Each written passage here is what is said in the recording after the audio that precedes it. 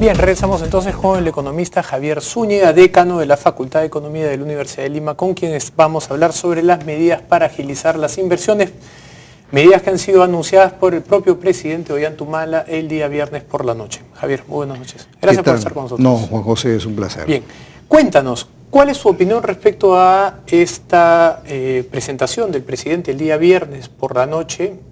Presentación en la que él ha asumido el liderazgo, básicamente, ¿no? Cuéntanos un poco cuál es su opinión. Bueno, en primera instancia yo creo que restaurar la confianza. El tema de Repsol determinó que el nivel de confianza bajara en 7 puntos. Hubo un primer campanazo que fue el resultado de crecimiento del mes de marzo, 3%, bajísimo. Un segundo campanazo fueron declaraciones del propio presidente del Banco Central, en donde decía que deberían destrabarse las inversiones sí o sí. Y yo creo que después de las reuniones de la Alianza Pacífico Sur, que regresó el presidente Ollanta, ha dado con este conjunto de medidas una trascendencia de nuevo al Ministerio de Economía y Finanzas. Es más, creo que debes haber escuchado el rumor que el ministro de Economía de repente se iba, y eso ha determinado que estas medidas den la confianza necesaria, no a la inversión, den la confianza necesaria al Ministerio de Economía. Un conjunto de medidas que de repente todavía son muy pocas, se podrá hacer mucho más, pero de todas maneras es el inicio de la confianza y decisión tomada por él, ¿no? Importante además porque han sido dadas en un contexto en el cual el Premier salió, me parece que fue el día miércoles, a cerrar cualquier posibilidad desde el punto por lo menos de su gestión de una postulación por parte de la primera dama. El presidente sale a dar estas medidas, como tú bien dices, él lidera este shock de confianza, habiéndole renovado la confianza al ministro Castilla, lo que significa que él quiso asumir esa posición de otorgar estas medidas, ¿no? Las medidas en sí son para ti medidas que pueden generar un aumento en el PBI en lo que queda del año 2013, o las ves más como medidas que van a reinsertarnos en una senda de crecimiento, pero que se verán los resultados en el mediano y largo plazo? Son un conjunto de medidas que creo que no van a dar resultados inmediatamente, pero restauran la confianza. Acuérdate que el inversionista puede tomar la decisión de irse o a Perú, o a Chile, o a Canadá, o a Australia. Y eso determina de que este conjunto de medidas puedan pues incentivar a que el inversionista extranjero de nuevo no esté interesado por invertir en el Perú, porque no existe ninguna posibilidad de ningún nacionalismo ni ninguna intervención de ninguna empresa que anteriormente fue del Estado. La semana pasada salió el presidente del Banco Central de Reserva, don Julio Velarde, no solo presidente del Banco Central, sino uno de los mejores economistas que tenemos a nivel local, una persona que conoce muy bien la economía peruana, además tiene información privilegiada para saber en dónde estamos, ¿no? Y mencionó que habían 4 razones por las cuales la economía se había desacelerado, ¿no? 2 de ellas factores externos, uno la caída de los precios de los commodities y el segundo una desaceleración en la economía global. Sin embargo, cuando uno analiza los reportes de la OCDE, del fondo, del banco, lo que hay es una proyección de más o menos 3.3, ha habido una pequeña corrección, por lo menos en lo que es el fondo de 3.5 a 3.3 para el mundo, ¿no? Pero se prevé que hacia la mitad del año, y ya entrado al 2014, la economía comience a recuperar, con lo cual el bajón tendría que ver con los precios de los commodities y también con el tema de la confianza, ¿no? Si se recupera la confianza, incluso con precios de los commodities en el nivel en el que están, ¿podríamos nosotros comenzar a suponer una recuperación de la economía en el corto o mediano plazo?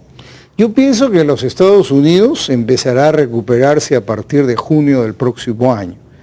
En el caso de la economía peruana, si vemos fríamente los resultados del 3%, observas una caída estrepitosa del sector pesca, menos 20%, una caída del 3.8% del sector manufacturero, y allí, ojo, hay que tener una sensación diferente, el sector industrial está sufriendo. Y este conjunto de medidas, ninguna va dirigida al sector industrial.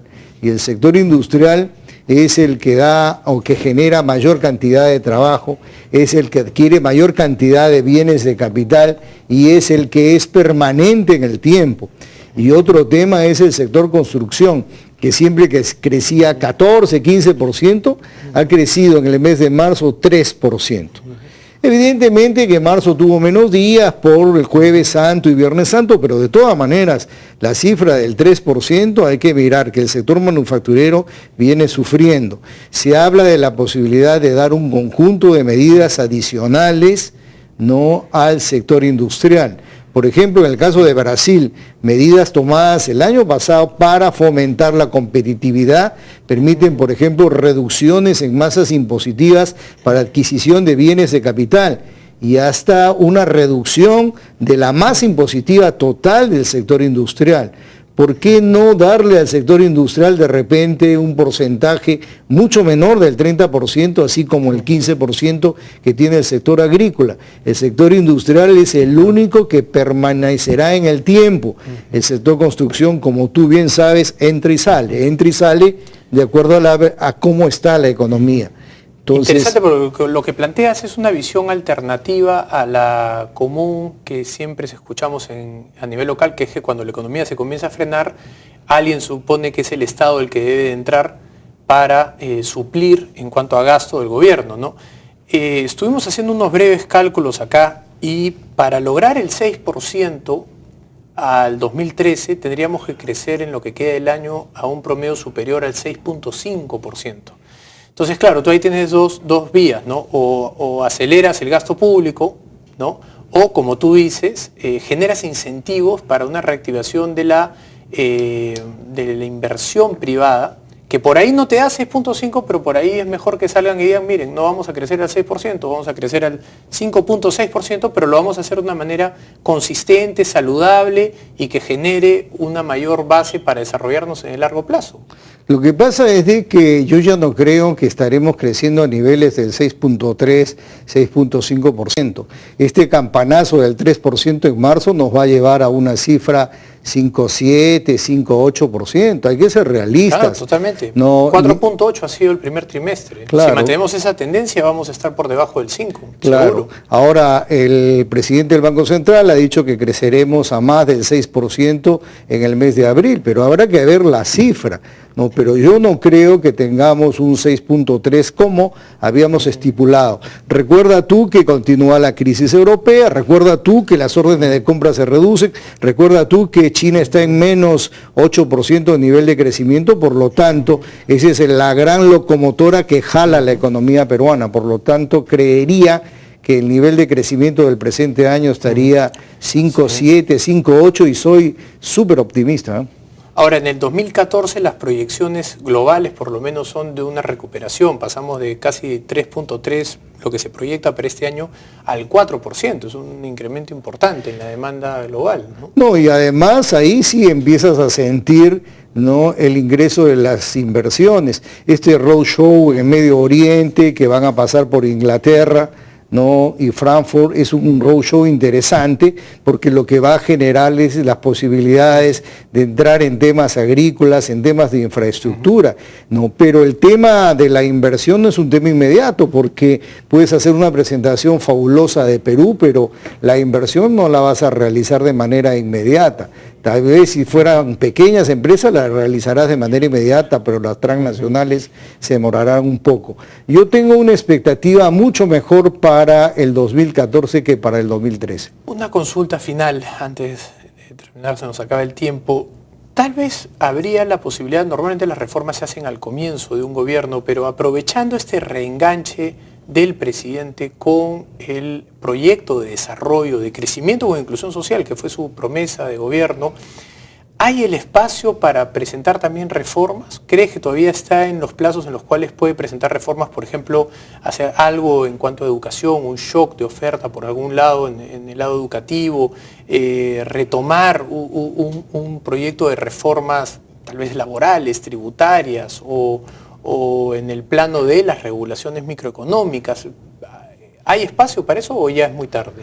Yo creo que sí hay espacio y sobre todo hay recursos. yo sí creo de que tienen la suficiente cantidad de recursos para por lo menos incrementar de manera saludable los salarios de los profesores, ¿no? Imprimir una fuerza adicional al sector educación, al sector salud y al sector justicia. Recursos hay. El año nos indica un nivel de crecimiento menor, pero recursos hay, y yo creo que en el tema de inclusión social el presidente puede hacer mucho, porque todavía hay la suficiente cantidad de recursos para hacer frente a esos tres sectores que son súper importantes. Como decía Agustín Figueroa, hay recursos y hay popularidad, cosa que no hemos visto en muchos presidentes en mucho tiempo, ¿no? No, y las cosas no se están haciendo mal. Me parece que ha reaccionado de manera rápida, no se ha quedado tanto tiempo, y me da la impresión que es un presidente que no está bien aconsejado, y la verdad que mientras esté Julio Velarde y Miguel Castilla, nosotros vamos a estar mucho más tranquilos. Muy bien. Javier, te agradezco muchísimo por tu visita. No, qué ocurrencia. Gracias. Bien, vamos nosotros a una pausa, regresamos con el presidente de la región Ancash, don César Álvarez, con quien vamos a hablar sobre los proyectos pendientes en su región y su mirada un poco sobre la economía local. Vamos a una pausa y regresamos. Scotiabank, descubre lo que puedes lograr.